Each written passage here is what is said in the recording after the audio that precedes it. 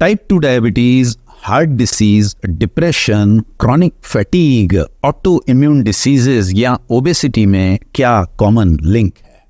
Acute inflammation और chronic inflammation में क्या फर्क है? And last but not the least, pro inflammatory और एंटी इन्फ्लेमेटरी फूड्स क्या होते हैं?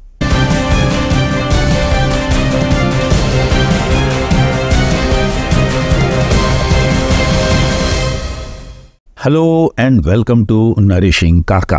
अब हमारे आसपास की दुनिया में ऐसे कई लोग रहते हैं जो एलर्जीज से, डायबिटीज से, ओबेसिटी से, हार्ट डिसीजेस से, depression, fatigue, auto immune diseases, obesity या कैंसर से जूझ रहे होते हैं।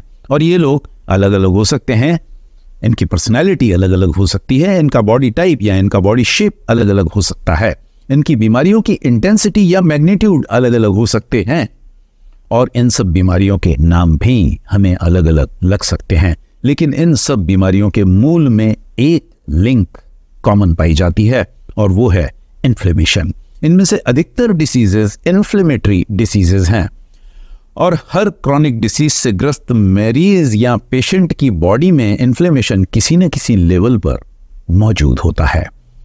अब जहां आजकल हम में से अधिकतर लोगों को diabetes, obesity, heart disease, cardiovascular problems, depression, auto immune diseases या कैंसर जैसी बीमारियों के बारे में कुछ जानकारी होती है, वहीं हम में से अधिकतर लोगों को इन्फ्लेमेटरी डिसीजेस के बारे में कोई विशेष जानकारी नहीं होती।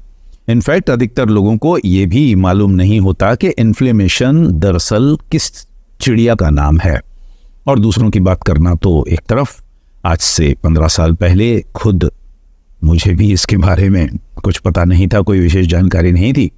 तो इन सब बातों का मतलब साफ है कि यदि हम इस तरह की बीमारियों की जड़ तक पहुंचना चाहते हैं, उनका इलाज करना चाहते हैं, उनसे छुटकारा पाना चाहते हैं, तो हमें सबसे पहले इन्फ्लेमेशन को समझने की कोशिश करनी चाहिए।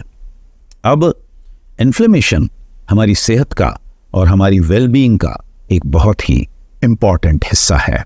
जब भी आपका बच्चा फुटबॉल या क्रिकेट के ग्राउंड में खेलते वक्त फिसलकर गिर जाता है और उसकी वजह से उसके एल्बोज पर या कोहनी पर या घुटनों में कोई चोट लग जाती है, कुछ स्क्रैपिंग हो जाती है, तो आप साफ साफ देख सकते हैं कि दूसरे दिन उसके घुटने या कोहनी का वो हिस्सा जहां उसे खरोंच लगी थी वो थोड़ा सूज जाता है, उसका कलर भी कुछ लाल, रेडिश, पिंकिश हो जाता है। ये पूरा चमत्कार इन्फ्लेमेशन की वजह से होता है। ये सबसे बेसिक इन्फ्लेमेशन है, ये एक बहुत ही बेनाइन इन्फ्लेमेशन है, ये एक फ्रेंडली इन्फ्लेमेशन है और देसी भाषा में कहें तो ये हमारी जान बचाने वाला इन्फ्लेमेशन है। अगर आपके बच्चे की बॉडी इस तरह का इन्फ्लेमेशन एक्टिवेट न कर पाती तो आपके बच्चे की चोट कभी भी ठीक नहीं होती। इस फ्रेंडली इन्फ्लेमेशन को, इस जान बचाने वाले इन्फ्लेमेशन को हमारे साइंटिस्ट्स एक्यूट इन्फ्लेमेशन के नाम से जानते हैं। लेकिन इस एक्यूट इन्फ्लेमेशन का एक सौतेला भाई भी है जिसे क्रॉनिक इन्फ्लेमेशन कहा जाता है और ये नॉर्मल इन्फ्लेमेशन का एक विकृत रूप है। क्रॉनिक इन्फ्लेमेशन जब आपकी बॉडी के किसी हिस्से में पैदा हो जाता है तो जैसा कि इसका नाम है, उसका वजूद कई सालों तक बना रहता है और जब वो इन्फ्लेमेशन इतने लंबे समय तक बना रहता है तो उसका बुरा प्रभाव हमारे टिश्यूज़ पर, हमारे ऑर्गन्स पर, हमारे मस्कुलर सिस्टम पर, हमारे हार्मोनल सिस्टम पर, हमारी बॉडी में चलने वाली केमिकल प्रोसेसेस पर, इनफैक्ट हमारी सेहत के लगभग हर पहलू पर पड़ता है। और यही दुष्प्रभाव आगे चलकर heart disease, diabetes, cardiovascular problems, depression, auto immune diseases, obesity या कैंसर का रूप ले लेता है। तो अब सवाल उठता है कि ये क्रॉनिक इन्फ्लेमेशन पैदा कैसे होता है, क्यों ये हमारे शरीर में फैल जाता है? और इसका जवाब ये है कि हालांकि क्रॉनिक इन्फ्लेमेशन पैदा होने के और बढ़ने के कई कारण हो सकते हैं, लेकिन आज की तारीख में इसका जो एक सबसे बड़ा कारण है वो है हमारी खुद की लाइफस्टाइल चॉइसेस और फूड चॉइसेस। आज हमारी दुनिया में अधिकतर लोग इन्फ्लेमेटरी फूड्स या प्रो इन्फ्लेमेटरी फूड्स का अंधाधुंध कंजम्पशन करते हैं और एंटी इन्फ्लेमेटरी फूड्स को काफ़ी हद तक इग्नोर करते हैं। और इसके पहले कि आपके दिमाग में ये सवाल उठे कि भाई ये प्रो इन्फ्लेमेटरी फूड्स और एंटी इन्फ्लेमेटरी फूड्स क्या होते हैं, तो मैं बताता हूं कि प्रो इन्फ्लेमेटरी फूड्स वो फूड प्रोडक्ट्स होते हैं जो हमारी बॉडी में इन्फ्लेमेशन को प्रमोट करते हैं या इन्फ्लेमेशन को बढ़ावा देते हैं। इस तरह के फूड प्रोडक्ट्स में जनरली रिफाइंड कार्बोहाइड्रेट्स पाए जाते हैं, अनहेल्दी फैट्स पाई जाती हैं, एमल्सीफायर्स, टेस्ट एनहेंसर्स, प्रेजर्वेटिव्स, ट्रांस फैट्स और आर्टिफिशियल कलरिंग एजेंट्स पाए जाते हैं। प्रो इन्फ्लेमेटरी फूड्स के कुछ एग्जाम्पल्स हैं white bread, white rice, sugary cereals, pastries, samosa, kachori, panipuri, मिठाइयाँ, जलेबी, गुलाब जामुन और इस तरह के सभी फूड प्रोडक्ट्स जिन्हें बनाने में मैदे और शक्कर का अंधाधुंध इस्तेमाल किया गया हो। इसके अलावा soft drinks, candies, cookies, cakes, foods, fast food, processed snacks, margarine, high fat dairy products, इस तरह के फूड प्रोडक्ट्स भी प्रो इन्फ्लेमेटरी फूड प्रोडक्ट्स की कैटेगरी में ही आते हैं। जैसा कि आप समझ सकते हैं कि ये सब वो फूड प्रोडक्ट्स हैं जिनसे हमारे आसपास के सुपरमार्केट्स भरे हुए हैं। इनके ठीक दूसरी तरफ एंटी इन्फ्लेमेटरी फूड प्रोडक्ट्स वो फूड प्रोडक्ट्स होते हैं जिनमें हमारे शरीर में इन्फ्लेमेशन कम करने की क्षमता होती है, जो हमारे शरीर में नए इन्फ्लेमेशन को प्रमोट नहीं करते और जो हमारे शरीर में ऑलरेडी मौजूद इन्फ्लेमेशन को कम करने की ताकत रखते हैं। इस तरह के फूड प्रोडक्ट्स में जनरली न्यूट्रिएंट्स की अधिकता पाई जाती है और इस तरह के फूड प्रोडक्ट्स में एंटीऑक्सीडेंट्स, हेल्दी फैट्स, फाइटोकेमिकल्स की भी भरमार होती है। एंटी इन्फ्लेमेटरी फूड प्रोडक्ट्स के कुछ एग्जांपल्स हैं berries, leafy green vegetables, tomatoes, oranges, cherries, broccoli और कलरफुल फ्रूट्स। बादाम, अखरोट, फ्लैक्सीड और चिया सीड्स जैसे नट्स और सीड्स भी एंटी इन्फ्लेमेटरी फूड प्रोडक्ट्स की कैटेगरी में आते हैं। इसके अलावा जो सबसे बड़ा ग्रुप है एवोकाडो ऑयल, ऑलिव ऑयल और ऐसे सब तेल जिनमें मोनो अनसैचुरेटेड फैट्स पाई जाती हैं, वो भी एंटी इन्फ्लेमेटरी फूड्स की कैटेगरी में आते हैं।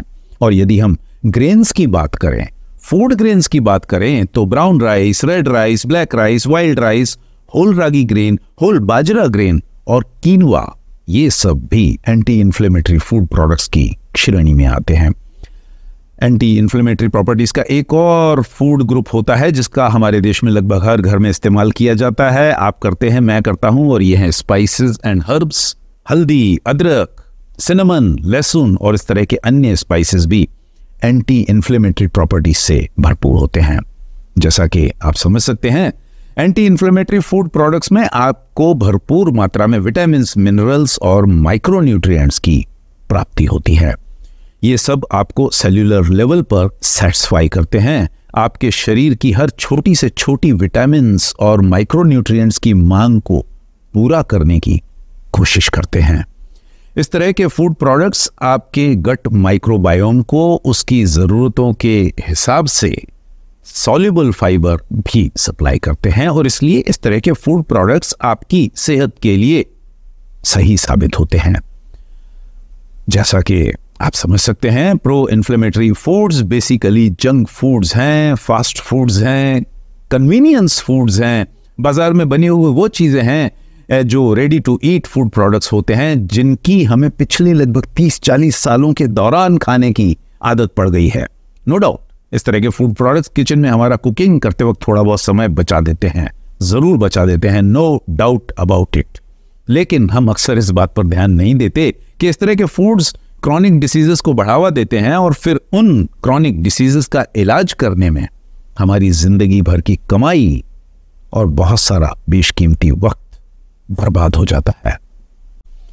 अभी हाल ही में मैंने एक वेट लॉस प्रोग्राम बनाया है और इसके अलावा एक belly fat busting diet book भी लिखी है और मैंने इस वेट लॉस प्रोग्राम में और इस belly fat busting diet book का आधार इस तरह के एंटी इन्फ्लेमेटरी फूड प्रोडक्ट्स और रेसिपीज को ही बनाया है।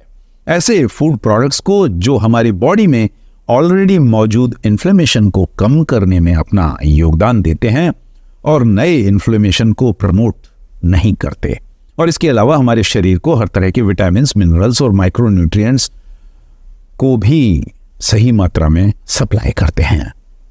और जैसा कि आप समझ सकते हैं कि मैं खुद अपनी डेली लाइफ में सिर्फ वही फूड प्रोडक्ट्स या रेसिपीज यूज करता हूं जो बाय नेचर एंटी इन्फ्लेमेटरी होते हैं, जो एंटीऑक्सीडेंट्स, फ्लेवोनॉइड्स और फाइटोकेमिकल्स से भरपूर होते हैं और जिनमें माइक्रोन्यूट्रिएंट्स, विटामिन्स और मिनरल्स की अधिकता होती है। और ये उन्हीं छोटी छोटी सावधानियों का नतीजा है कि मेरा ब्लड ग्लूकोज लेवल, मेरे एचडीएल कोलेस्टेरॉल, मेरा एलडीएल कोलेस्टेरॉल, मेरे ब्लड प्रेशर और मेरा वजन, ये सभी हेल्थ मार्कर्स एक स्टेबल जोन में रहते हैं, एक सेफ जोन में रहते हैं। और जैसा कि मैं अक्सर कहता रहता हूं कि यदि मुझे जैसा एक साधारण व्यक्ति ये सब कर सकता है तो ऐसी कोई वजह नहीं है कि आप ऐसा क्यों नहीं कर सकते। जरूरत है तो प्रो इन्फ्लेमेटरी फूड प्रोडक्ट्स के खतरों को पहचानने की, जरूरत है तो एंटी इन्फ्लेमेटरी फूड प्रोडक्ट्स के फायदों को जानने और समझने की, और फिर उन्हें अपनी डेली डाइट का एक महत्वपूर्ण हिस्सा बनाने की।